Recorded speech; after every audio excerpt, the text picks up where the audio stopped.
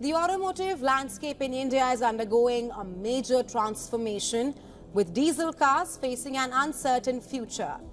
The upcoming implementation of Bharat Stage 7 or BS7 emission norms, it raises the question, is it the end of the road for diesel cars in India? Japanese auto major Honda, which is facing tough time in India, may discontinue its diesel cars in the country.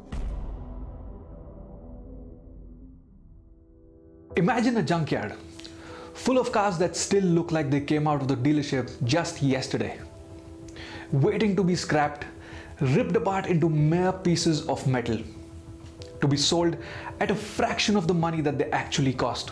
All of this just because of the fuel they run on: diesel. These cars were someone's hard-earned money, someone's aspiration, someone's gift, or someone's reward to themselves. And one day, this might be your car too. Welcome to White Metal. Today we'll answer the question, should you buy a diesel in 2025? First, let's take a look at exactly how diesel and petrol engines are different. Both petrol and diesel come from the same crude oil that is extracted from the natural reservoirs beneath the Earth's surface. This crude oil is put in a distillation tower and boiled. And this is where petrol and diesel are separated. Petrol boils at about 20 to 215 degrees Celsius and is collected higher up in the tower, and diesel boils at about 150 to 380 degrees Celsius and is collected lower down in the tower. Diesel is generally a heavier fuel as compared to petrol, and this is what makes all of the difference in how cars are built to run on diesel. Petrol engines use spark ignition, where air and fuel are mixed and ignited using a spark. Diesel engines, on the other hand, use compression ignition, where air is first compressed inside the engine until it gets hot enough to burn when the fuel is injected. Because, like I said, diesel is a heavy fuel, it ignites at a higher temperature.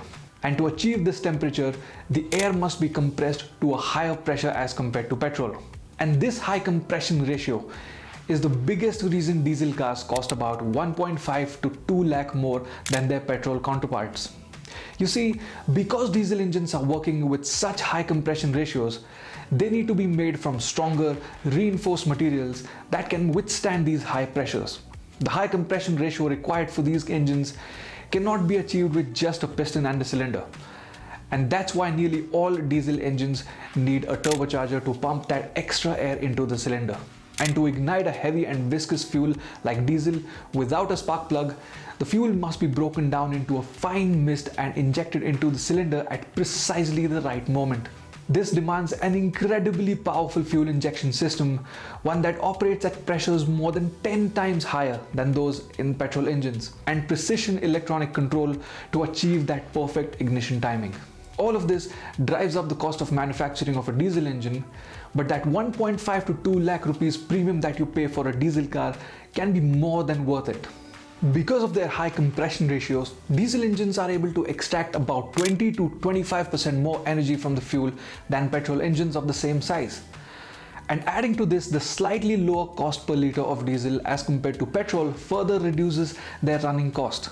Diesel engines produce immense torque in the lower RPMs. 2-litre diesel engine produces just as much torque as a 3-litre petrol engine. And this extra torque comes in handy while carrying heavy loads and climbing hills. Like we talked about earlier, because diesel engines are working with such extreme temperatures and pressures, everything is made stronger and more durable to withstand such conditions. And when maintained properly, these engines last longer than most petrol engines. Ever since SUVs became more popular, diesel engines became the go-to choice for many SUV manufacturers, especially Tata and Mahindra, and rightly so. The fuel efficiency, low-end torque and durability that these diesel engines provide made them a powerful weapon to conquer long distances and unknown terrains. It was a match made in heaven. But in the last few years, something has changed. We don't have as many diesel car options today as we had 10 years ago. Car makers are either slowly reducing their diesel offerings or have completely phased out their diesel cars. The most obvious reason, of course, is pollution So let's take a look at the emission profiles of both diesel and petrol cars. When a new car is being tested for its emissions, it is placed on a dynamometer and run through various speed and acceleration patterns that mimic real-world driving. During the test, exhaust gases from the car are captured and analyzed for different pollutants. These pollutants typically include carbon dioxide, nitrogen oxides, particulate matter, carbon monoxide, unburned hydrocarbons, and methane and nitrous oxide. And if we compare diesel and petrol engines for these pollutants, diesel engines actually seem to be better than petrol engines when it comes to carbon dioxide, carbon monoxide, and hydrocarbon emissions. This is mostly because diesel engines burn a leaner mixture than petrol engines, but the emission of nitrogen oxides and particulate matter is where it gets a little problematic. Nitrogen oxides, or NOx, are a byproduct of nitrogen and oxygen reacting under extremely high temperatures. Diesel engines run lean, which means more air in the engine, which means more NOx emissions. Particulate matter, on the other hand, are microscopic solid particles suspended in the air. Since diesel is a heavy fuel and contains more carbon in general, uneven or incomplete combustion leads to the formation of soot or particulate matter.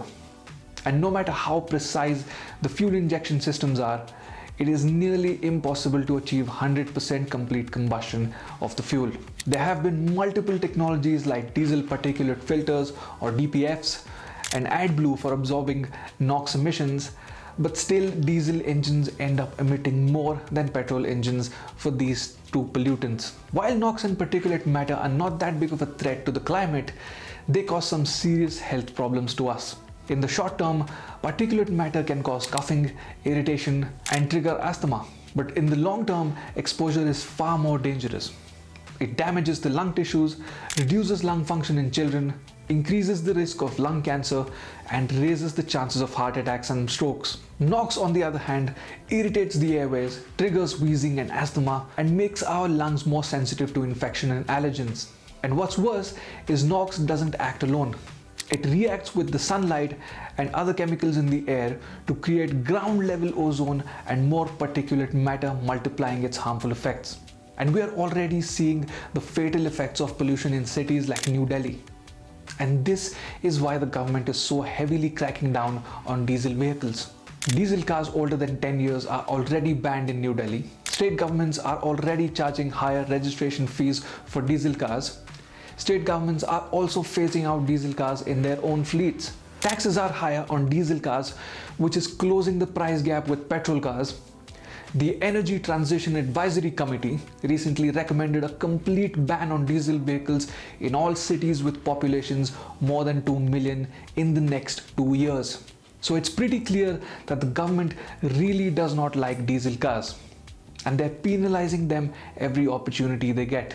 They would make all of them vanish into thin air tomorrow morning if they could, but they can't do that. They have to tread carefully because the whole commercial transport industry depends on diesel as a fuel, and that is something we haven't yet figured out an alternative for. You can't run 18-wheelers, JCBs and Caterpillars on petrol, but the government is desperate and they're doing what they can, and even the car manufacturers know this. That is why you can be certain that you're going to get fewer and fewer diesel options in the years to come. So coming back to the question we're trying to answer through this video, does it make sense to buy a diesel car in 2025? No. In fact, looking at how desperate the government is, I'm not even sure if it's a 100% safe bet to even buy a petrol car at this point. While exhaust pipe pollution is definitely a low-hanging fruit, it's only the tip of the iceberg. There seems to be a lot going on beneath the surface. The government is definitely concerned about pollution, but it's way more concerned about India's energy independence. With global oil prices and supply so influenced by geopolitics, the government wants to completely do away with fossil fuels altogether. And diesel cars seems to be just the start. There is a very good chance once all diesel engines are eliminated, the government will come after petrol engines too, like they already are planning to in some cities. Our transport minister has made it very clear that he wants all of us to use electric cars, whether we like it or not. आप पहले छोटे मोटे सब लोगों के लिए electric गाड़ी को मैंडेटरी कर दीजिए, इसके बाद मैं भी कर दूंगा मेरे डिपार्टमेंट में, तो कम से कम ये है, इसके बाद कोई पेट्रोल डीजल गाड़ी नहीं. Now, whether electric vehicles will ever actually replace petrol vehicles in the long term remains to be seen. But if you're the kind of person that likes to keep a car for more than just a few years, your next petrol car might be your last. Thank you for watching. If you like this video, give it a thumbs up and subscribe for more content like this. See you in the next video.